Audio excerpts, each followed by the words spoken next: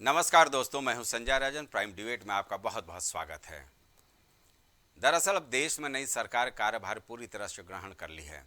आज सुबह से ही सारे मंत्रियों, चाहे अमित शाह की बात हो, राजनाथ सिंह की, विदेश मंत्री एस जयशंकर, या फिर वित्त मंत्री निर्मला सीतारमण, या फिर मोदी कैबिनेट के नए चेहरे कृषि मंत्री शिवराज सिंह चौहान, स्वास्थ्य मंत्री डॉक्टर जेपी नड्डा, ऊर्जा और शहरी विकास मंत्री या फिर खनन मंत्री जी किशन रेड्डी, सबने अपने अपने विभाग का कार्यभार संभाल लिया है। अपने विभागीय कार्यकलापों की जानकारी में सारे मंत्रियों का पहला दिन गुजरा। दोस्तों, इसी तरह अन्य सारे जो 71 मंत्री मोदी कैबिनेट में हैं, अपना पदभार ग्रहण कर लिया है। इक्के दुक्के मंत्रियों को छोड़कर अमूमन सारे मंत्री अब 125 दिन के संकल्प और रोड मैप तैयार करने में जुट गए हैं। लेकिन दोस्तों, इन सबके बीच कुछ खबरें एनसीपी और शिवसेना की ओर से आ रही हैं। दरअसल अजीत पवार की पार्टी का मंत्रिमंडल में शामिल न होना, शिवसेना की ओर से केवल एक मंत्री बनाए जाने को लेकर भीतर ही भीतर नाराजगी का माहौल चल रहा है, ऐसी खबरें आ रही हैं। चर्चा इस बात को लेकर जारी है कि मंत्रिमंडल में संख्या बल के मुताबिक मंत्री क्यों नहीं दिए गए। एनडीए के घटक दलों में चर्चा बंद कमरे में लगातार जारी है। दोस्तों, अब देखिए, मोदी पार्ट 3 सरकार में बीजेपी कोटे से 25 कैबिनेट मंत्री बनाए गए हैं, जबकि एनडीए घटक दलों को 11 मंत्रियों को ही जगह दिया गया है, जिसमें से महज 5 कैबिनेट, 2 स्वतंत्र प्रभार और 5 राज्य मंत्री शामिल हैं।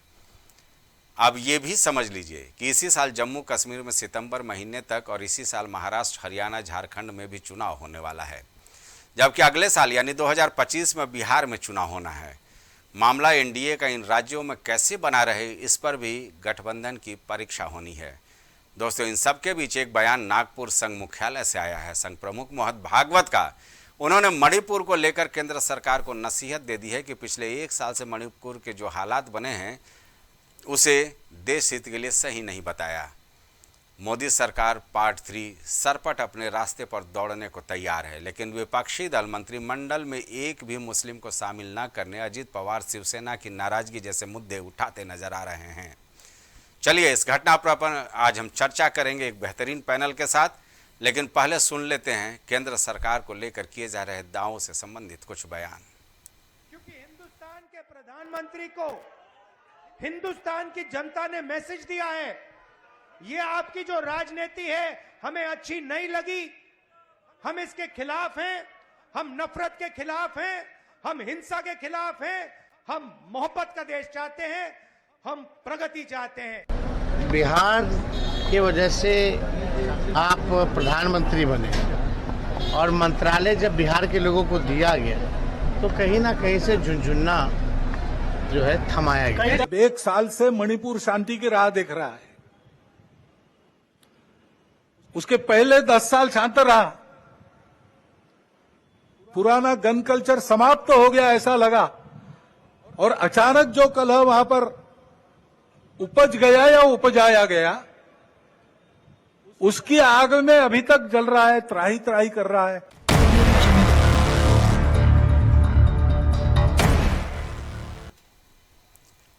तो सुना आपने, 3 अलग अलग बयान हैं। चलिए, इस पर हम चर्चा करेंगे कि आखिर सरकार तो सरपट दौड़ने को तैयार है, लेकिन क्या कुछ चुनौतियां हैं और किस तरह से विपक्षी दल झुनझुना मंत्रालय का मुद्दा उठा रहे हैं। हमारे साथ स्टूडियो में मौजूद हैं दिलीप यादव जी। सबसे पहले आपका स्वागत है, आप राजनीतिक विश्लेषक हैं। विनय तिवारी जी हमारे साथ मौजूद हैं, आप भी राजनीतिक विश्लेषक हैं। चूँकि मुद्दा काफ़ी गंभीर है, इसलिए हमने 2 राजनीतिक विश्लेषकों को इस चर्चा में शामिल किया है। भारतीय जनता पार्टी का पक्ष हमारे साथ रखने के लिए हमारे साथ मौजूद हैं भारतीय जनता पार्टी के प्रवक्ता चंद्रमोहन चौबे जी और डॉक्टर अन्नू प्रसाद, कांग्रेस का पक्ष हमारे साथ इस चर्चा में रखेंगी। सबसे पहले विनय जी, भाई, जिस तरह की बातें सामने निकल करके आ रही हैं, हालांकि मुखर रूप से कोई भी एनडीए का घटक दल कुछ कहता हुआ नज़र नहीं आ रहा है, लेकिन जो संकेत मिल रहे हैं, जैसे शिवसेना का कोई नेता कार्यकर्ता कुछ बयान दे रहा है, अजीत पवार के जो करीबी हैं उनकी ओर से बयान आ जा रहा है मंत्रिमंडल को लेकर के, तो ये क्या सुगबुगाहट, क्या संकेत दे रहा है? नाराज़गी है या फिर यूं ही बंद कमरे में सिर्फ चर्चा चलती रहेगी, क्योंकि मोदी सरकार तो सरपट दौड़ने के लिए तैयार है? संजय जी, ऐसा तो नहीं है कि इस जो भारी भरकम जो मंत्रिमंडल का गठन हुआ है, उसका शपथ ग्रहण समारोह संपन्न हुआ है, वो बिना किसी सहयोगियों के विचार विमर्श के ये तय किया गया होगा। इसकी संभावना तो ना के बराबर है। वो हर एक घटक दल से उसका विचार विमर्श हुआ होगा जो है। पर दिक्कत इस चीज़ को लेके है, दिक्कत इस चीज़ को लेके है कि सहयोगी क्या उस मीटिंग में अपनी बात जो है उचित रूप से रख पाए हैं कि नहीं, या उनकी बातें वहाँ पे सुनी गई हैं या नहीं सुनी गई हैं।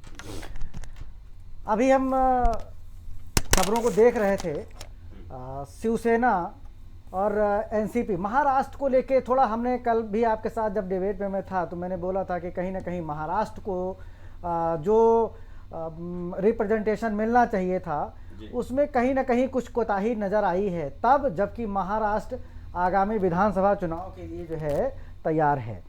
तो वहाँ पे और हमें लगता भी है कि आने वाले कुछ समय में महाराष्ट्र में मंत्रिमंडल में महाराष्ट्र को लेकर कुछ न कुछ फेरबदल अवश्य होगा।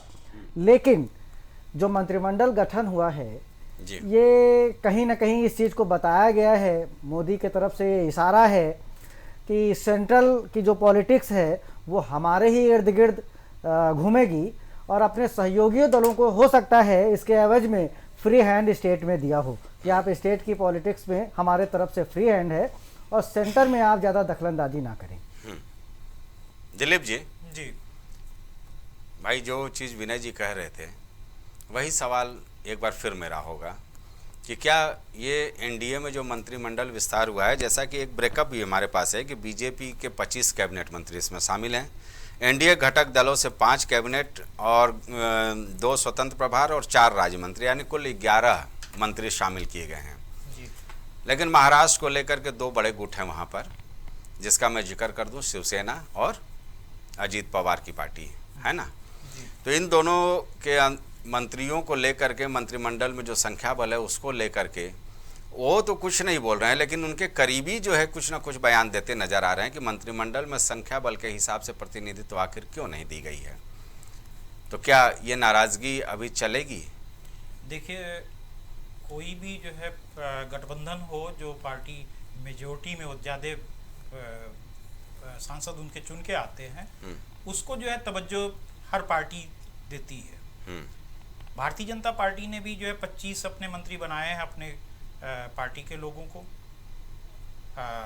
उसी तरीके से जो है एनडीए के जो घटक दल रहे उनको भी बनाया है। लेकिन जो शिवसेना और अजित पवार की पार्टी जो है एनसीपी है, उनका जो है प्रतिनिधित्व तो नहीं मिल रहा है।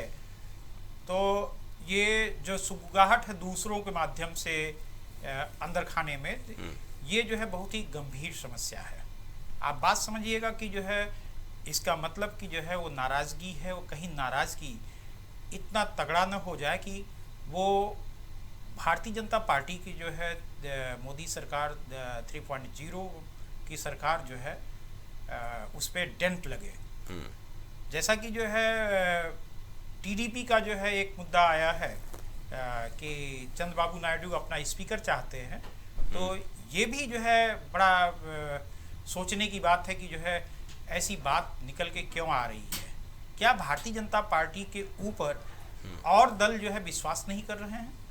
जी, कहीं ऐसा तो नहीं कि जो है वो क्षेत्रीय पार्टियों को जो है तोड़ने का काम, उनके सांसदों को तोड़ने का काम करें, या फिर जो है वहाँ के जो पार्टियां हैं, जो रीजनल पार्टियां हैं, उसमें जो है भारतीय जनता पार्टी अपनी पैठ बनाने के लिए, जैसे कि अभी देखें जो है चुनाव 2025 में जो है बिहार में है और महाराष्ट्र में है, वहाँ पे जो है इन क्षेत्रीय पार्टियों को लेके भारतीय जनता पार्टी उन पार्टियों को समाप्त करते हुए अपना जो है प्रभुत्व कायम न करे। इन सब चीज़ों की जो है चिंता है, क्योंकि पूर्ववर्ती जो भी एक्सपीरियंस रहा है लोगों का, पार्टियों का, जैसे कि महाराष्ट्र में शिवसेना को जो है तोड़ दिया गया, अजीत पवार के शरद पवार की पार्टी को तोड़ दिया गया, बिहार में तोड़ दिया गया, ऐसे न जाने कितने जो है प्रदेशों में जो है ये भारतीय जनता पार्टी का जो कार्यक्रम चला, लोटस ऑपरेशन लोटस कहा जाता है, वो कहीं ऐसा तो नहीं कि जो है 3.3 में भी जो है हो। और सबसे बड़ी बात एक चीज़ और है, मोहन भागवत जी ने जो बयान दिया है वो बहुत ही भारतीय जनता पार्टी के लिए जो है खासतौर पे नरेंद्र मोदी एंड कंपनी बोलेंगे, जो है उनको जो है सोचना पड़ेगा कि टीम नरेंद्र मोदी बोल दीजिए, कंपनी नहीं, क्योंकि अब देश के प्रधानमंत्री हैं। नहीं, आजकल जो है कॉर्पोरेट सेक्टर हो गया सब, जो है हर चीज का जो है व्यापार टाइप का हो गया, पार्टियों में जो है सब वो चीजें चल रही हैं, इसलिए मैं बोला। तो आगाह किया है मोहन भागवत जी ने कि जो है आप, जनता ने जनादेश दिया है और उसी जनादेश से आप आए हैं, इसलिए जो है समाज के लिए करें, समाज के परिवर्तन के लिए करेंगे, तभी जो है व्यवस्था परिवर्तन होगा। दूसरी बात, एक बहुत मुख्य बात उन्होंने कहा कि जो है जो विपक्षी हैं, जो आपके विरोधी हैं, उनको विरोधी मत कहिए, आप उनको जो है प्रतिपक्ष कहिए। और जो आप जो है चुनाव प्रचार में जो है एक दूसरे पे को लताड़ते हैं, गरियाते हैं, या उनको उल्टा सीधा कहते हैं, या तकनीकी दुरुपयोग, ध्यान दीजिएगा, तकनीकी दुरुपयोग जो आप करते हैं, या जो है झूठ जो है प्रसारित करते हैं, वाइस वर्सा दोनों तरफ से है। ऐसा नहीं कि जो है सिर्फ भारतीय जनता पार्टी के लिए है, वो जो है कांग्रेस के लिए भी है, सबके लिए है। ऐसा नहीं है कि कोई दूध का धुला नहीं है कि जो है भारतीय जनता पार्टी कर रही है तो जो है कांग्रेस या जो है और लोग नहीं कर रहे हैं, सब लोग कर रहे हैं। तो उसमें जो है सुचरिता के जो है आप कोशिश करें, ऐसी चीजें नहीं होनी चाहिए। नहीं तो जो है ये देश जो लोकतंत्रात्मक देश है, जो लोकतंत्र में लोग विश्वास करते हैं, वो विश्वास नहीं रह जाएगा, फिर जो है डेमोक्रेसी का मतलब नहीं रह जाएगा। ठीक है चंद्रमोहन जी, भाई मोदी पार्ट 3 की सरकार लगातार अपने रफ्तार से दौड़ रही है, वंदे भारत ट्रेन की तरह। भाई सारे मंत्रियों ने अपना मंत्रिमंडल संभाल लिया है, विभागीय कार्यभार संभाल लिया है, समझ रहे हैं 125 दिन का रोड मैप तैयार किया जा रहा है। लेकिन आपने सुना होगा वो बयान जो तेजस्वी यादव जैसे नेता दे रहे हैं कि जो एनडीए के घटक दल हैं उनको सिर्फ झुनझुना दिखा दिया गया है। खास करके उन्होंने बिहार के बारे में, यानी नीतीश बाबू के बारे में और जीतन राम मांझी को लेकर के दिया है। इन बयानों का क्या मायने हैं? क्या अभी भी इंडिया गठबंधन को कहीं लग रहा है क्या कि कोई उम्मीदें हैं?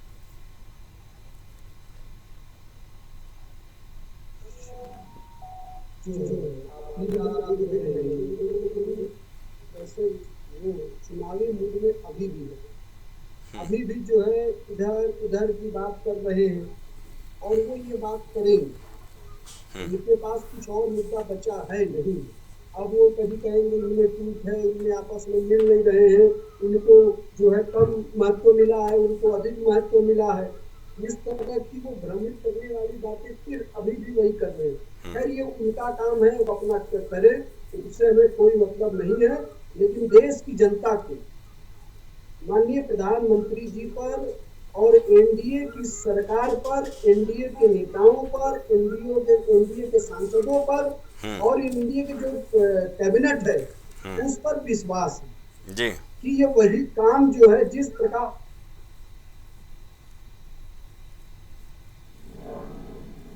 जी बोले चंद्रमोहन जी।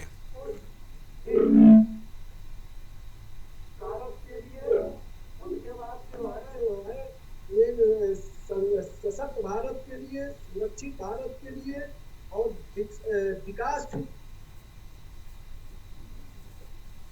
भारतीय जनता पार्टी की सरकार लगातार काम करेगी, उसमें कहीं कोई संदेह नहीं है।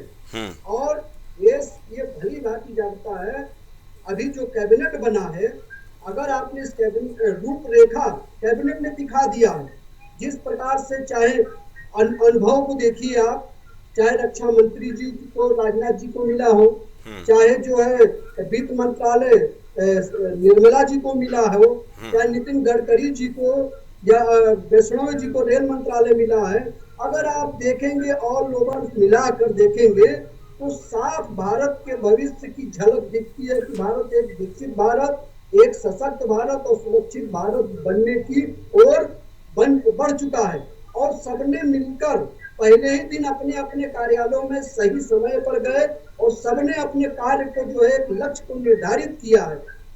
तो आप पूरी तरह से आश्वस्त रहिए, भारत की जनता पूरी तरह से आश्वस्त रहेगी कि ये सरकार बिल्कुल मजबूत है, एक मजबूत सरकार बनेगी, हमारा देश विकास के पथ पर चलेगा, कहीं से भी कोई दिक्कत नहीं होने वाली है। चंद्रमोहन जी, एक सवाल और ले लीजिए। सवाल ये भी उठ रहा है कि जितने भारी भरकम मंत्रालय हैं भारतीय जनता पार्टी ने अपने पास रख लिए हैं, तो ये जो आरोप आपके ऊपर लग रहा है इसका भी कोई जवाब? नहीं, देखिए, मैंने भी आपसे पहले क्या कहा कि ये आरोप जो है हवा में, और खासकर विपक्ष जो है अभी भी जो है जो काम उसने अफवाह, झूठ और भ्रम फैलाया था, तो अभी भी अपने आप को समझ नहीं पा रहा है कि सरकार ये बन चुकी है। मोदी जी के नेतृत्व में एक सशक्त भारत की निर्माण की तीसरी बार सरकार बन चुकी है। अब उनको जो है अपने ऊपर ध्यान देना चाहिए कि अब वो सब मिलकर भी भाजपा के बराबर नहीं आ पाए। सब मिलकर भी आज भी भारतीय जनता पार्टी जो है उन लोगों से अधिक है और भारत में सबसे बड़ा दल है। तो उनको अपने संगठन पर और अपने परिवार पर और अपने बंधन को बचाने का काम करना चाहिए। अभी आपने सुना होगा कि ममता जी अनिर्णय की स्थिति में है। आम आदमी पार्टी ने कह ही दिया कि ये गठबंधन हमारा जो है सिर्फ चुनाव तक का था, दिल्ली चुनाव में हम अपना अलग लड़ेंगे। यानी कि विपक्ष को अगर आप देखेंगे तो उनको देश के हित से कोई चिंता नहीं, देश हित के लिए वो कोई निर्णय नहीं, सिर्फ वो अपने हितों की रक्षा के लिए उन लोगों ने गठबंधन किया था। तो इसीलिए शायद देश की जनता जो है समझ चुकी थी कि इन लोग क्या है, इसलिए उनके ऊपर उन्होंने विश्वास नहीं किया।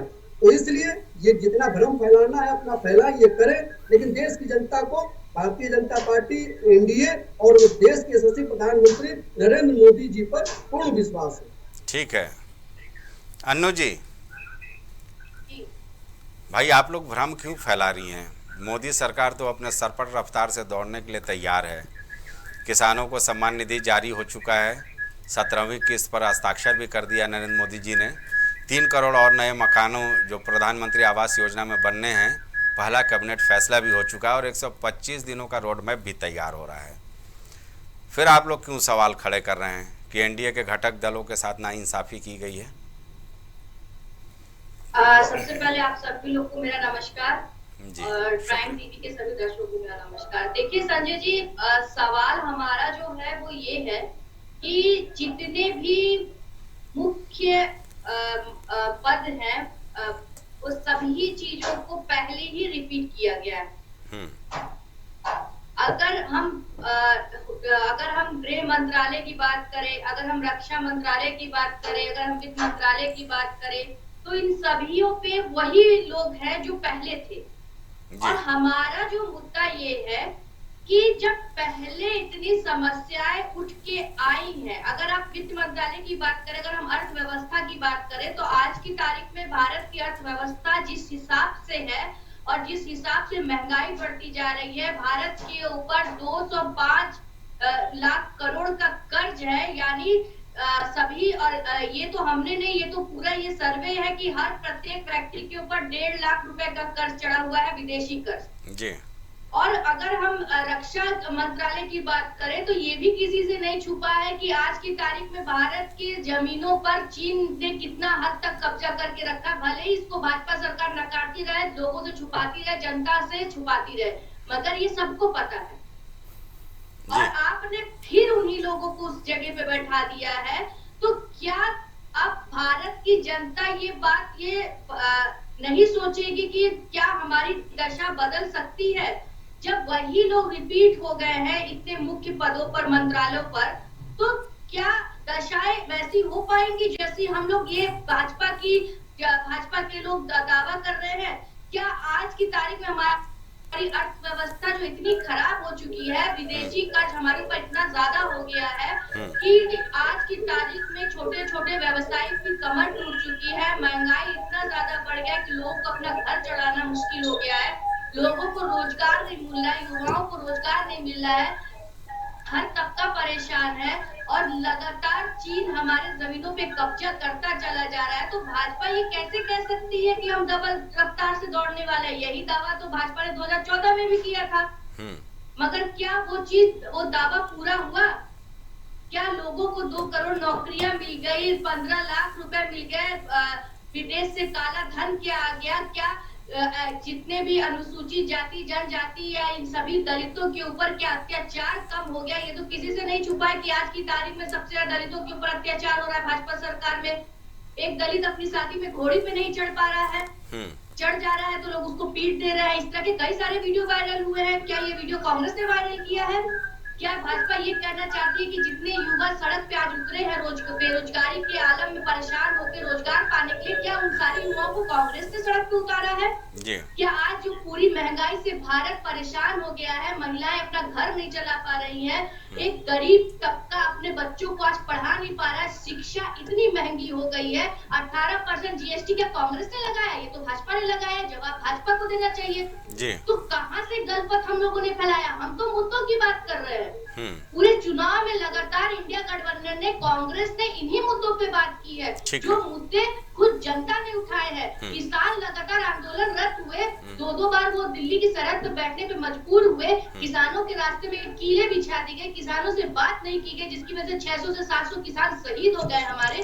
तो क्या ये सब आप ये भाजपा के कहना चाहते हैं कि ये सब प्रोपेगेंडा, ये सब चीजें फेक है, या ये कांग्रेस के द्वारा किया गया? नहीं, ये जनता के द्वारा बातें उठाई गई है, जनता के द्वारा आंदोलन किया गया है। और जब फिर आप उन्हीं लोग, उसी मंत्रालयों को उन्हीं चैनलों से रिपीट कर रहे हैं, तो आप सुधार की गुंजाइश कहाँ रख रहे हैं? चलिए, आपके आरोपों का जवाब चंद्रमोहन जी से लेंगे, क्योंकि वो बहुत रिलैक्स हैं, चाय की चुस्की ले रहे हैं संभवतः। चंद्रमोहन जी भाई, ये तो सवाल लाजमी है ना, जो डॉक्टर अन्नू ने, जो कांग्रेस के प्रवक्ता हैं, उन्होंने उठाया कि जिन मंत्रालयों को लेकर के विपक्षी दलों ने लोगों के बीच में जमकर हमला बोला पूरे चुनाव के दौरान, चाहे महंगाई के मुद्दे पर वित्त मंत्री की बात हुई, जीएसटी के मुद्दे पर वित्त मंत्री निर्मला सीतारमण की बात हुई, मणिपुर में क्या कुछ हुआ उसको लेकर के गृह मंत्रालय के ऊपर सवाल खड़े हुए, रक्षा मंत्रालय, डोकलाम से लेकर के तमाम चीन सीमा विवाद को लेकर के जो आरोप प्रत्यारोप हुए, एक बार फिर उनके हवाले ही ये मंत्रालय हो गया। तो भाई सवाल तो खड़े करेंगे ना विपक्षी? विपक्ष जो है सवाल खड़ा कर रहा है, विपक्ष का काम है सवाल खड़ा करना, लेकिन सच बोलना, अफवाह नहीं फैलाना, भ्रम नहीं फैलाना, लोगों को जो है भ्रमित नहीं करना, ये भी होना चाहिए जी। क्या ये सच नहीं? अभी विकास पे बात कर रही थी हमारी बड़ी बहन, आप देखेंगे क्या ये सच नहीं है कि इस देश में 2014 से पहले मात्र 14 एयरपोर्ट हुआ करता था और आज 150 से अधिक एयरपोर्ट है? क्या ये सच नहीं है कि 2014 से पहले जहां जो है 6 एम्स हुआ करते थे, आज जो है 22 एम्स है? क्या ये सच नहीं है कि भारत में मेट्रो जो है 7 शहरों में थी, आज 23 शहरों में है? क्या देश की जनता ने ये नहीं देखा? आज किसानों को 4 करोड़ से अधिक आवास मिले, 11 करोड़ से अधिक उज्ज्वला गैस के कनेक्शन मिले, 13 करोड़ से अधिक घरों में हर घर नल से जल गया। और रही बात देखिए सुरक्षा की, तो ये वही भारतवर्ष है। आपको याद होगा कि पाकिस्तान जो है पहले क्या कहता था कि हमें कश्मीर चाहिए, लेकिन अब वहाँ की जनता और वहाँ के लोग क्या कह रहे हैं कि भैया हमको आटा रोटी खिलाओ, रोटी। अब कश्मीर की बात में करो, पहले हमें। लेकिन क्या हुआ, आज जो है वहाँ के जो आतंकवादी हैं उनका पता नहीं चल रहा। नहीं तो वही सब हुआ करते कि रोज रैली निकालते थे पाकिस्तान में, रोज धमकी दिया करते थे। और इन लोग देश की सुरक्षा से इन लोग क्या बात करेंगे? इन लोगों ने तो एयर स्ट्राइक पे संदेह किया, इन्होंने तो सर्जिकल स्ट्राइक वो किया, इन्होंने किस पर संदेह नहीं व्यक्त किया? सैनिकों को इन्होंने गली का जो है गुंडा कहा, इन्हीं के नेताओं के बयान बता रहे हैं आपको, कोई हमने नहीं कहा था। और जी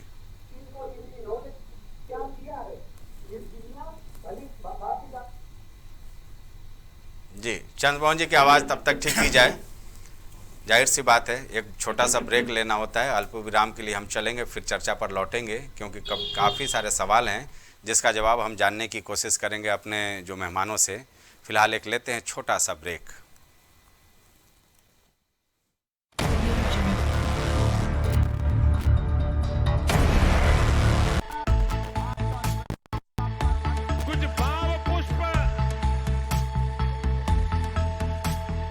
आप देख रहे हैं प्राइम टीवी, सच साहस सरोकार। MGM Hospital and Research Center, advance neuro and spine surgery centre. आपका स्वास्थ्य ही हमारी प्राथमिकता। पता Jhalwa Prayagraj. M planet digital world लेकर आया है इलेक्ट्रिक स्कूटर की दुनिया में नई क्रांति। बेहतर कंफर्ट, आधुनिक सुविधाओं से लैस रोड का नया बादशाह। इलेक्ट्रिक स्कूटी अपनाए, प्रदूषण को कहे बाय बाय। पता प्रोफेसर कॉलोनी, कमला नगर, आगरा। करी भोजपुरी के पहला story telling mobile app यायावरी via Bhojpuri play store से और डूब जाएं दुनिया भर के कहानियन के अद्भुत सागर में आपन भाषा भोजपुरी में। यायावरी वाया भोजपुरी, कथा कहानी आपन बन। मस्तिष्क मनोरोग, नस एवं नशा मुक्ति के विशेषज्ञ डॉक्टर राकेश पासवान। पता Sitaram hospital, Darbhanga colony, Lowther road, Prayagraj. बच्चों के उज्जवल भविष्य के लिए चुने आदर्श जनता विद्यालय, गोला कस्ता रोड, उमरपुर, लखीमपुर खीरी। एडमिशन के लिए आज ही संपर्क करें। शिक्षा जीवन सार्थक करता यही मंत्र है मूल्य। शिक्षा की ही ज्योति जलाता बाल मंदिर हाई स्कूल। बच्चों के सुनहरे भविष्य के लिए आज ही चुने Bal Mandir high school, Jabalpur road, Deori, जिला रायसेन। Admission open. ग्वालियर शहर का जाना माना पैलेस, शानदार फैसिलिटीज और एयर कंडीशन रूम्स की अवेलेबिलिटी। तो देर किस बात की, आज ही संपर्क करें जनकपुरी पैलेस और श्रीराम इवेंट, जनकपुरी प्लाजा, दाने बाबा रोड, शताब्दीपुरम, ग्वालियर। देवरी का प्रतिष्ठित ज्वेलरी शोरूम श्रीकांत ज्वेलर्स। 18, 20 और 22 कैरेट सोने के आभूषणों की विशाल रेंज, चांदी के बर्तन व आभूषण, गिरवी सुविधा उपलब्ध। संपर्क करें सराफा बाजार, देवरी, जिला रायसेन।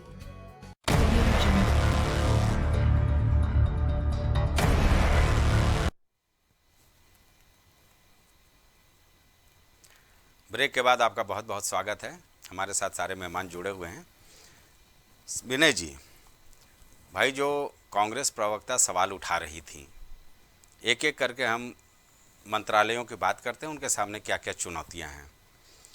जाहिर सी बात है, उनको विपक्षी दलों ने पूरे चुनाव में मुद्दा बनाया। उनको परिणाम लगभग ये कहा जा सकता है कि वो अपने मिशन में कामयाब हो गए। राजनाथ सिंह, रक्षा मंत्री, अग्निपथ योजना की समीक्षा, रक्षा क्षेत्र को आत्मनिर्भर बनाना, ये दो बड़ी चुनौतियों की बात कर ली जाए। एस जयशंकर, चीन सीमा विवाद, रूस यूक्रेन युद्ध के बीच कैसे गाजा और जो इजराइल में युद्ध चल रहा है उसके बीच कैसे वो डिप्लोमेटिक संबंध कायम कर पाते हैं दूसरे राज्यों से, ये देखना होगा।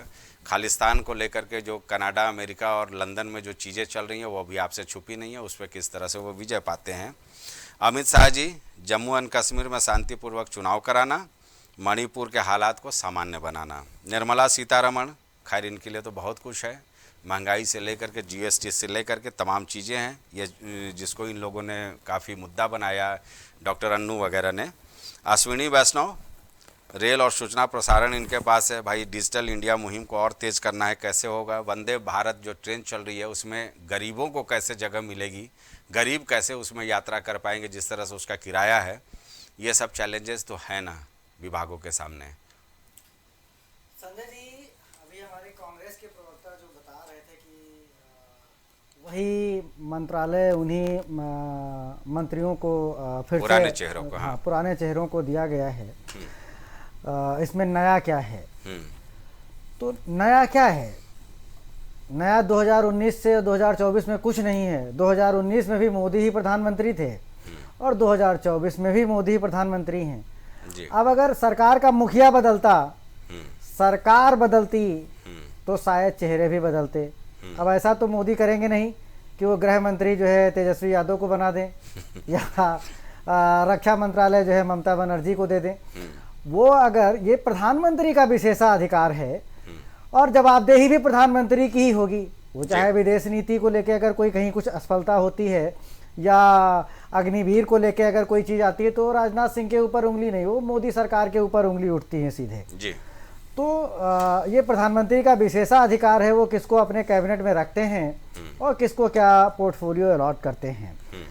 अल्टीमेटली उन्हीं से जवाब जो है जनता को देना पड़ेगा। दूसरी चीज़, अभी जो जयशंकर की बात अभी चल रही थी विदेश नीति को लेके, देखिए विदेश नीति हमारे हिसाब से कुछ एक ऐसे डिपार्टमेंट हैं जिनमें आप अगर चेंजेस करेंगे जी तो उसके क्या है कि जो परिणाम होंगे वो थोड़ा स्लो हो जाएंगे। आप विदेश नीतियां डेली नहीं बदली जाती हैं, भारत की जो विदेशी नीति है वो ऐसा नहीं 70 साल में कमोबेश वैसी ही चली आ रही है। हम गुट निरपेक्ष हैं तो हैं, उसमें किसी सरकार ने, वो चाहे चौधरी चरण सिंह हो, इंद्र कुमार गुजराल हो, या कांग्रेस के सारे प्रधानमंत्री हों, या अटल बिहारी वाजपेयी हों, या नरेंद्र मोदी हों, किसी सरकार ने उस नेहरू की नीति को चेंज नहीं किया है। तो विदेश नीति में अब जयशंकर को कोई दूसरा मंत्रालय मिल जाता या किसी दूसरे को विदेश मंत्री बनाया जाता तो उसको एक टाइम लेता अपने मंत्रालय को जो है समझने में और उसको क्रियान्वयन करने में। लेकिन चुनौतियां तो है ना, चीन की ओर से मिलने वाले खतरों को लेकर के। बेसिक श्रीलंका में आप देख लो किस तरह से चीन का घुसपैठ हो चुका है, पाकिस्तान के बॉर्डर इलाकों में किस तरह से वो घुसपैठ कर रहा है, ये सबसे पता है। नेपाल तक जो है बीच में संबंधों को लेकर के कहीं ना कहीं दुराव की भावना रख रहा था। तो ये तमाम जगहों पर चाइना कहीं घुसपैठ तो कर ही रहा है ना, उधर से मिलने वाली चुनौतियां तो बढ़ रही हैं, इसको तो डिप्लोमेटिकली डील करना ही होगा ना। इसमें कोई दो राय नहीं है कि चाइना सबसे बड़ा जो है खतरा है हिंदुस्तान के लिए। और भारत की जो विदेशी नीति है वो पहले सेंटर में पाकिस्तान होता था, लेकिन पिछले कुछ सालों से कह लीजिए वो सेंटर में चाइना। भारत की जो विदेशी नीति खासकर जो पड़ोसी देशों के लिए बनती है उसमें चाइना जो है सेंटर पॉइंट होता है। कहीं ना कहीं चाइना ही हमारा जो है मेन विरोधी है, मेन दुश्मन है, उसको ध्यान में रखते हुए पॉलिसी बनाई जाती है। और आप मंत्रिमंडल के गठन में भी जब शपथ ग्रहण हो रहा था तो आप वहाँ पे भी देखिए चाइना और पाकिस्तान दो के जो है राष्ट्राध्यक्षों को नहीं इनवाइट किया गया, जबकि वहाँ के लोग ऐसा कयास लगा रहे थे कि शायद निमंत्रण हमें भी मिलेगा, लेकिन उनको निमंत्रण न देना सरकार की एक स्पष्ट चेतावनी है कि कहीं ना कहीं आपसे हमारे संबंध वो मधुर नहीं है। विनय जी, एक चीज मैं कह दूं, केंद्र सरकार ने मौका दिया है विपक्षियों को बोलने का। चीन को लेकर के आप राहुल गांधी के ऊपर तमाम तरह के सवाल खड़े कर रहे हैं, और अर्थव्यवस्था में जो आयात निर्यात है उसमें क्या स्थिति है चाइना के साथ भारत का, आप उसको इकोनॉमिकली तो रोकने की कोशिश कीजिए ना। जिस तरह से पाकिस्तान को मोदी सरकार की नीतियों ने बिल्कुल कंगाल बदहाल बना दिया, तो वो वाकई भूल गया है कि अब भारत के ऊपर नापाक इरादा रखना है। देखिए चाइना आज जिस स्टेज में है, केवल निमंत्रित आमंत्रित करने से बात नहीं बनती है। हाँ नहीं, आप सही कह रहे हैं, लेकिन चाइना आज जिस पोजीशन पे है, आप किसी भी 100 वस्तुओं को आप पूरे वर्ल्ड में उठाइए, उसमें से 30 जो है वस्तुएं वो मेड इन चाइना हैं, तो वो मैन्युफैक्चरिंग हब है। लेकिन चाइना रातों रात इस पोजीशन पे नहीं पहुंच गया कि वो मैन्युफैक्चरिंग हब बन गया। उसको इस पोजीशन में पहुंचने के लिए उसको काफ़ी समय लगा। आज विश्व का, इंडिया क्या, विश्व का कोई भी ऐसा देश नहीं है जो पूरी तरीके से चाइना से अपना व्यापार जो है बंद कर ले। अगर आप आत्मनिर्भर तो बने, अभी आप कितनी चीज़ों का प्रोडक्शन कर रहे हैं, क्या निर्यात कर रहे हैं, कितना आयात कर रहे हैं, आप इन सब चीज़ों को जब तक आप सेंट्रलाइज और कंट्रोल में नहीं लाएंगे, आप किसी भी कंट्री पे, ये विश्व जो है पूरा एक दूसरे के ऊपर आधारित है, और खासकर चाइना जैसे कंट्री को आप पलक झपकते जो है नजरअंदाज नहीं कर सकते। विदेश नीति की बात नहीं, मैं एस जयशंकर की चुनौतियों की बात कर रहा हूँ। ठीक है, G20 का हुआ शिखर सम्मेलन, वो तो बहुत ही उनकी बड़ी कामयाबी थी। दिलीप जी, एक चीज ये बता दीजिए भाई, शिवराज सिंह चौहान नए चेहरे हैं, बहुत महत्वपूर्ण विभाग मिला है कृषि, और मोदी जी की स्ट्रेटेजी रही है, क्योंकि शिवराज सिंह चौहान वैसे नेता हैं जो भजन मंडली अगर भजन गाती है तो जमीन पे बैठ करके उनके साथ ढोल और झाल बजाने लगते हैं। तो किसानों का जो आंदोलन चल रहा है पंजाब और हरियाणा के बॉर्डर पर, क्या आपको लगता है वो उसे शांत करा पाएंगे? क्योंकि सबसे बड़ी चुनौती तो यही होगी, MSP दूसरी बड़ी चुनौती होगी शिवराज सिंह चौहान की। इसी तरह से एक बड़ा बदलाव देखने को मिला हमें डॉक्टर JP नड्डा, चूँकि संगठन के भी वो माहिर आदमी लगे हमें। बीजेपी को जिस तरह से वो शानदार तरीके से अग्नि परीक्षा से निकाल करके बाहर लाए, उनको स्वास्थ्य मंत्रालय मिला है। तो हेल्थ सेवाएं जो भारत की वाकई बहुत ही आवश्यक है, रिक्शा चलाने वाले से लेकर मर्सिडीज गाड़ी में चलने वालों तक की हेल्थ सेवाओं की आवश्यकता पड़ती है। उसे बेहतर बनाने के लिए एक अच्छा एक्सपेरिमेंट दिख रहा है। लेकिन जो अन्नू जी का सवाल है, उसी संदर्भ में मैं आपसे पूछता हूँ कि संभवतः इन चेहरों में भी अगर कुछ इधर उधर कर दिया जाता तो शायद क्या विपक्षी दल शांत होते, या सवाल यूं ही उठता रहता? जी देखिए, मेरा ये मानना है कि जिस हिसाब से जो है शिवराज सिंह चौहान को कृषि मंत्रालय दिया गया है, और वो झाल बजा के भी जो है लोगों के बीच में बैठ जाते हैं, मामा, मध्य प्रदेश के लोग उनको मामा बोलते हैं, वो वहाँ की महिलाओं को अपनी बहन मानते हैं, क्रेज है उनका क्रेज वहीं पे है, मध्य प्रदेश में है। शायद कृषि नीति में जो देश के बड़े बड़े जो है कृषि प्रदेश हैं, उत्तर प्रदेश हो गया, हरियाणा हो गया, पंजाब हो गया, इन सब जो है जगहों के अगर जो है इनमें से कोई कृषि मंत्री आता जो जमीन का व्यक्ति होता, जो कृषि से जो है संबंधित व्यक्ति होता, जो ऐसे आंदोलनों में जो है रहा होता, तो शायद वो चीज़ों को जो है एमएसपी और किसानों के आंदोलनों को जो है सामंजस्य बैठाने में कारगर सिद्ध होता। रही बात जो है स्वास्थ्य सेवाओं की चुनौतियों की बात है, जेपी नड्डा साहब के पास आया। जेपी नड्डा साहब जो है मंत्रालय में भी नए हैं और स्वास्थ्य मंत्रालय में तो एकदम नए हैं।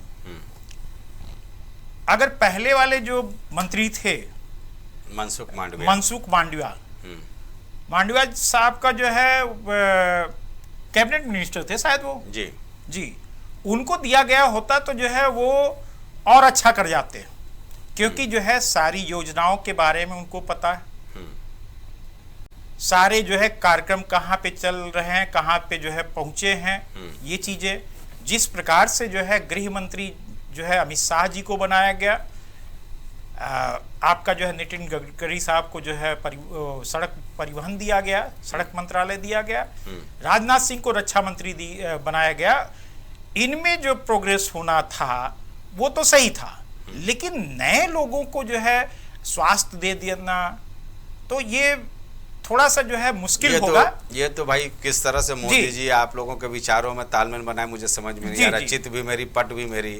पुराने चेहरों को दिया जाए तो सवाल खड़े हो, नए चेहरों को लाओ तो उनके लिए नया मंत्रालय हो गया। और मैं थोड़ा सा बोलना चाहूंगा, हंस भी रहे संभव। मैं एक चीज बता, दो तीन चीजें रह गई। अभी जो है भाजपा के प्रवक्ता एक चीज कह रहे थे कि 25 एयरपोर्ट हमने बना दिया। मैं सुनिएगा भाई, मैं ये जानना चाहता हूं कांग्रेस की प्रवक्ता को। मैं देखिए कांग्रेस का नहीं हूं, मैं राजनीतिक विश्लेषक हूं, तो इसलिए मेरा काम है जो है विपक्ष की भी भूमिका निभाना और जो है सत्ता पक्ष का भी भूमिका निभाना, दोनों में सामंजस्य। क्या जो है जितने एयरपोर्ट बने हैं, मैं उत्तर प्रदेश में हूं, उत्तर प्रदेश की बात कर लूं, क्या आपका जो है इलाहाबाद मतलब प्रयागराज, इसके अलावा जो है गोरखपुर, कुशीनगर, आगरा, आजमगढ़, ऐसे न जाने कितने एयरपोर्ट हैं जिनका उद्घाटन हुआ, उनके एयरपोर्ट से जो है फ्लाइटें चली और जितनी भी कंपनियां थी वो बाइंड अप करके जा रही हैं। आप इसका डाटा नहीं देंगे? क्यों? क्योंकि आप जो है जो व्यापार कर रहे थे, जो पैसेंजर को लाने के जो है किराए की बात थी, उस किराए में जो है सामंजस्य नहीं बैठा पाए, वो ऑपरेटिव नहीं हुए। आपकी पॉलिसी गलत थी, जो सबके लिए नहीं था, कुछ लोगों के लिए था।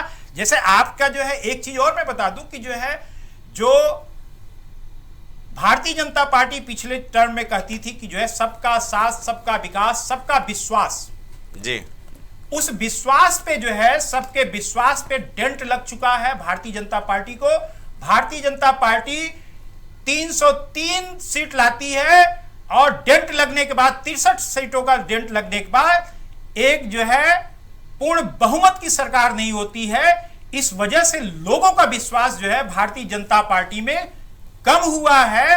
विपक्ष के हो या जनता के हो, सभी के मन में यह ख्याल है कि क्या यह सरकार जो है 5 साल का कार्यकाल पूरा करेगी।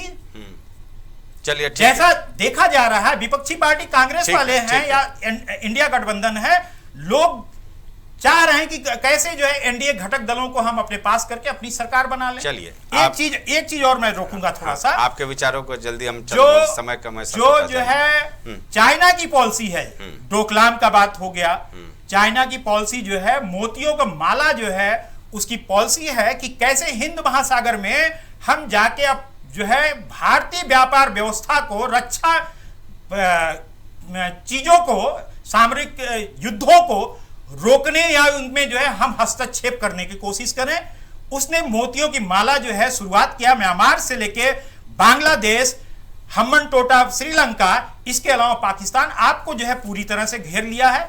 इस पे आप कर क्या रहे हैं? डोकलाम आपका पहले ले लिया है।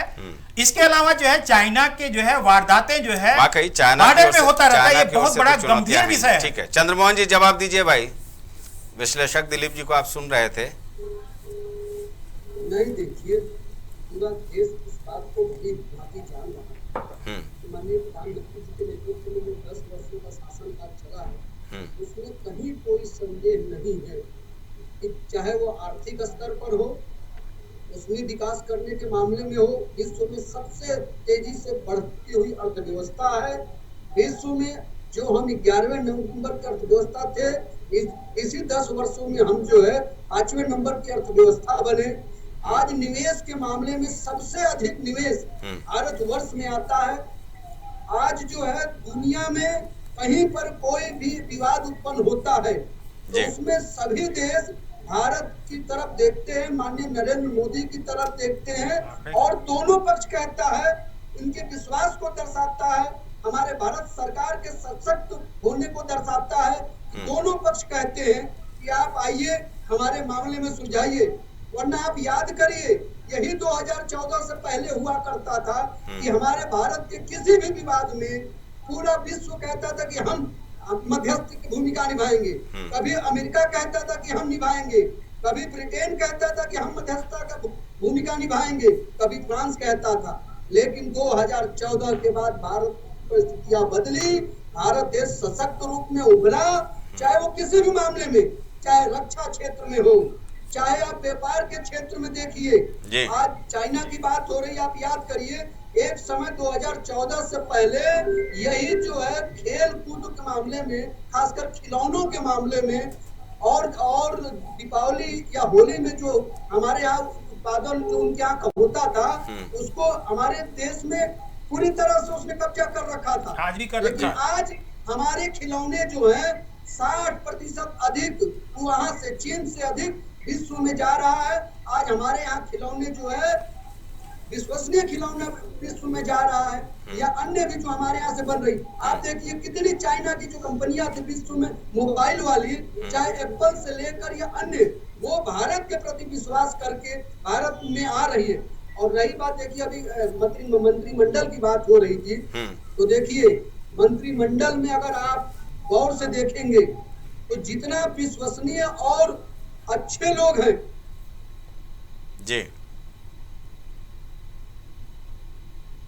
मुख्यमंत्री है, पूर्व मुख्यमंत्री जो है उन मुख्यमंत्री इस मंत्रिमंडल में है, यानी उनके पास शासन चलाने का, प्रशासन चलाने का, देश के किस प्रकार से जो है अच्छी तरह से देश के विकास की गति को ले जाए, ये उनके पास अनुभव है।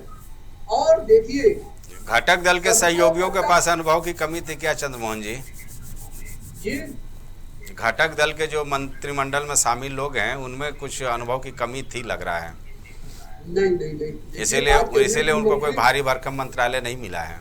नहीं, देखिए होता क्या है कि जो अनुभव अगर रहता है, जैसे मान लीजिए रक्षा मंत्री हमारे राजनाथ जी मानिए, तो उनके पास अनुभव था 5 साल का, फिर नए को बनाएंगे, नया आएगा उसको समझेगा।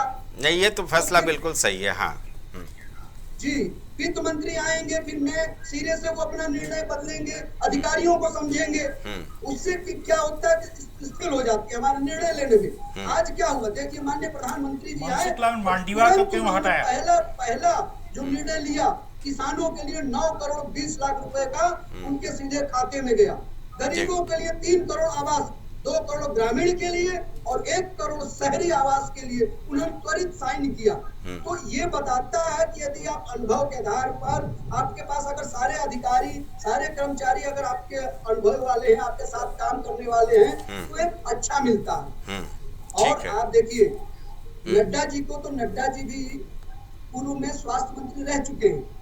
पहले जो मंत्रिमंडल हुआ था हमारा 14 वाले में, तो वो रह चुके हैं। और सुनिए, कहीं भी हम अपने घटक दलों को कहीं भी उनके मान सम्मान के साथ खिलवाड़ नहीं होने देंगे। उनका मान सम्मान पूरी तरह से सुरक्षित रहेगा और कहीं कोई नहीं। आप अभी थोड़ी देर पहले राउंड में आप हमारे कांग्रेस की बहन ने कहा था कि इन लोग जो है तोड़ते हैं। देखिए, हम तोड़ते नहीं हैं। रावण के पास से विभीषण क्यों गए? क्योंकि विभीषण को वो सम्मान नहीं मिला, उनका अधिकार नहीं मिला। हम क्यों किसी को तोड़ेंगे? आप अपने यहाँ सम्मान देंगे अपने लोगों को, तो हम क्यों किसी को तोड़ पाएंगे? चलिए, ठीक है, आपके इस बात का जवाब जरा हम डॉक्टर अन्नू से ले लेते हैं। अन्नू भाई, ये तोड़ते नहीं है भाई। विभीषण को सम्मान नहीं मिला रावण को छोड़ करके, वो राम के साथ आके मिल गया। वैसे विभीषण है कौन? देखिए, सबसे पहली बात संजय जी, जो बीजेपी के प्रवक्ता और बीजेपी नेताओं की एक समस्या ये है कि ये लोग सच को बहुत जल्दी स्वीकारते नहीं है। एक समय था, मुझे बहुत अच्छे से याद है क्योंकि मैं भी बहुत सारे डिबेटों में उस समय बैठती, जब मणिपुर की घटना हुई थी उस समय भी लगातार ये लोग कह रहे थे कि कोई समस्या नहीं है, सब कुछ अंडर कंट्रोल हो गया है, कोई दिक्कत नहीं है, मणिपुर शांत हो गया है। आज तो इनके आका ने ये बात कह दिया कि मणिपुर 1 साल से जल रहा है, उस पर ध्यान दो। अब ये लोग उस पर ध्यान देंगे, अब स्वीकारेंगे क्योंकि भाई आका ने कहा है। आ रहे हैं चंद्रमा जी। तो इसी तरीके से धीरे धीरे अब आप देखिएगा, जैसे जैसे इनके आका लोग ये कहते जाएंगे कि अब भारत की अर्थव्यवस्था पे ध्यान दो क्योंकि भारत की अर्थव्यवस्था कमर टूट चुकी है, थोड़ा उस पर ध्यान दो, तब ये लोग स्वीकारेंगे कि हाँ भाई कुछ हुआ है, हमको उस पर स्वीकार उसको करना है। उसके बाद जैसे अब इनके आका ये कहेंगे कि भारत में जो चीन घुसता चला आ रहा है उस पर भी ध्यान दो, सुरक्षा तंत्र पे ध्यान दो, तब ये ध्यान देंगे। और रही बात अभी शायद वो राजनीतिक विश्लेषक थे, उन्होंने ये कहा था कि सभी लोग मोदी जी से जवाबदेही करेंगे, मगर मैं ये पूछना चाहती हूँ, हमारे संविधान में भारत की सभी ताकतों को अलग अलग किया गया है, मतलब विभागों को, शक्तियों को इस तरीके से वितरित किया गया कि सभी लोग अपना अपना डिपार्टमेंट संभाले। मुझे एक वक्त वो भी याद है कि जब किसी विभाग से या कहीं से कोई चूक होती थी, जब रेल मंत्रालय से कोई चूक होती थी, तब वहाँ पे रेल मंत्री इस्तीफा देता था। जब कहीं पे कोई घटना घटती थी तो वहाँ पे होम मिनिस्टर इस्तीफा देता था।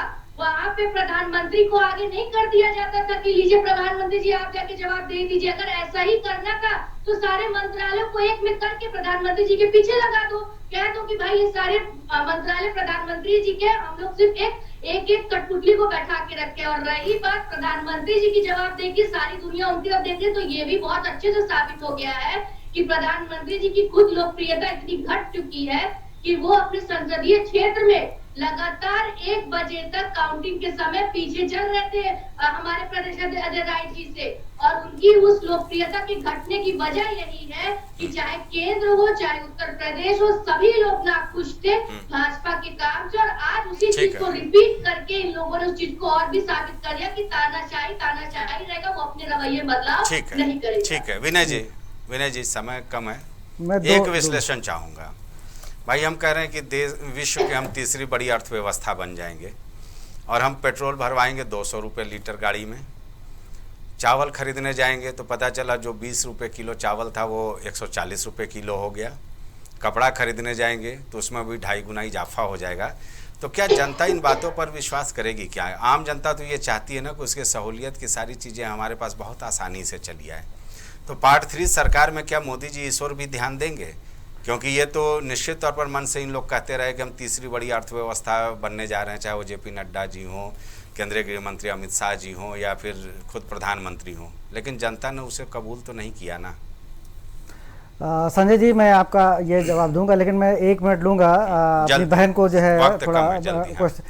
देखिए, पहली चीज़ तो एक ये है कि कैबिनेट प्रधानमंत्री को सलाह देती है, ठीक है ना, इसलिए कलेक्टिव जो रिस्पॉन्सिबिलिटी है, ठीक है, लेकिन उसके सर्वा प्रधानमंत्री होने के नाते जवाबदेही उन्हीं की है। वो कैबिनेट का गठन करते हैं, वो उनको दायित्व सौंपते हैं, लेकिन वो सरकार प्रधानमंत्री की मानी जाती है, किसी व्यक्तिगत किसी मंत्री की सरकार वो नहीं होती है। दूसरी चीज़, जैसे हमारी बहन ने कहा कि गृह और विदेश, रक्षा और वित्त मंत्रालयों में कोई परिवर्तन नहीं किया या अपने सहयोगियों के ऊपर जैसे आप कह रहे थे कि भरोसा नहीं किया गया। देखिए संजय जी, ये विदित है, 100-150 के आसपास जब सांसद आए थे कांग्रेस का यूपीए 1 और 206 जब यूपीए 2, उस खिचड़ी सरकार में भी मनमोहन सिंह ने सीसीएस जो मंत्रालय थे वो अपने कांग्रेस के ही पास रखे थे, किसी उसके पास नहीं दिए थे। दूसरी चीज, आप जो महंगाई का जो मुद्दा आप बता रहे हैं, देखिए नो डाउट मैं तुलना कर रहा हूं कि आप कहोगे कि तीसरी बड़ी अर्थव्यवस्था देश बन गई और हम जा रहे हैं सब कुछ खरीदने 2 गुना, 2.5 गुना, 5 गुना महंगे कीमत पर। जनता कैसे स्वीकारेगी क्या? देखिए दो चीजें हैं। एक तो ये है कि महंगाई तो हाई है, इसमें कोई राय नहीं, और महंगाई का फर्क इस चुनाव में पड़ा, इसीलिए 63 सीटें कम हुई भाजपा की जी। एनडीए भी नीचे आया। तो इसमें कोई वो नहीं कि महंगाई पे कंट्रोल सरकार को करना पड़ेगा, लेकिन इसका मतलब संजय जी ये भी नहीं है कि अगर महंगाई यहाँ पे कंट्रोल में नहीं आ रही है तो हम अपने विश्व स्तर पे अपनी अर्थव्यवस्था 10वें नंबर पे लेके चले जाएं। चलिए ठीक है।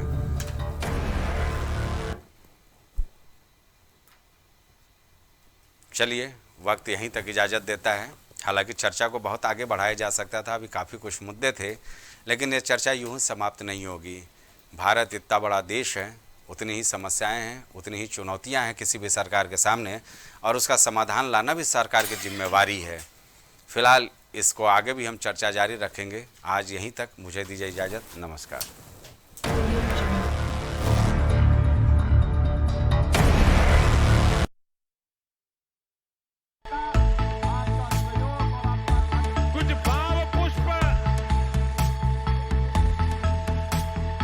आप देख रहे हैं प्राइम टीवी, सच साहस सरोकार। Cosmo laser dental clinic and dental implant centre जो देता है आपको वर्ल्ड क्लास की बेहतरीन डेंटल सुविधाएं। पता प्रथम तल, वृंदावन टावर, ऑपोजिट होटल जेके palace, civil lines, Prayagraj, Uttar Pradesh. संपर्क करें 6938822172। सालों से लोगों की स्वास्थ्य का रखा ख्याल, लोगों को जिनसे मिलता है बेहतर उपचार। Doctor Shri Krishna Singh Yadav, consultant physician, जिला चिकित्सालय के सामने, रोशन कुटीर, मुरैना। दशकों से प्रयागराज के विश्वसनीय शैक्षणिक संस्थानों में से एक वैभव क्लासेस, जहां मिलता है शिक्षा का बेहतर एनवायरनमेंट अनुभवी शिक्षकों के साथ। पता near auto sales building, civil lines, Prayagraj. Physiotherapist Najma Khan की फिजियोथेरेपी के माध्यम से पाए पुराने से पुराने दर्द से तुरंत निजात। सीरा best health care happy family. पता डोंगरपुर नहर, MS road, Kailaras, Morena, Madhya Pradesh. babasahebshadi.com ये पोर्टल वेबसाइट शादी विवाह के रिश्तों के लिए ये बहुत ही भरोसेमंद और बेहतरीन पोर्टल वेबसाइट है। अभी तक बहुत सारे लोगों ने इस पर भरोसा किया है और मनचाहा रिश्ता पाया है। ये पूर्णतः सुरक्षित है। आप आज ही अपना निशुल्क पंजीकरण कराएं और मनचाहा रिश्ता पाएं। गोयल सुपर स्पेशलिटी हॉस्पिटल आपके लिए लेकर आया है world class heart care facilities, जहां होता है हार्ट समेत सभी बीमारियों का बेहतर इलाज। संपर्क करें अयोध्या रोड, चिन्हट, लखनऊ। माँ सरस्वती शिक्षण संस्थान मदुरी, राजकीय मान्यता प्राप्त विद्यालय, जहां होता है भविष्य निर्माण। एडमिशन के लिए आज ही संपर्क करें और अपने बच्चों को दिलाएं बेहतर शिक्षा। जिला खीरी, उत्तर प्रदेश।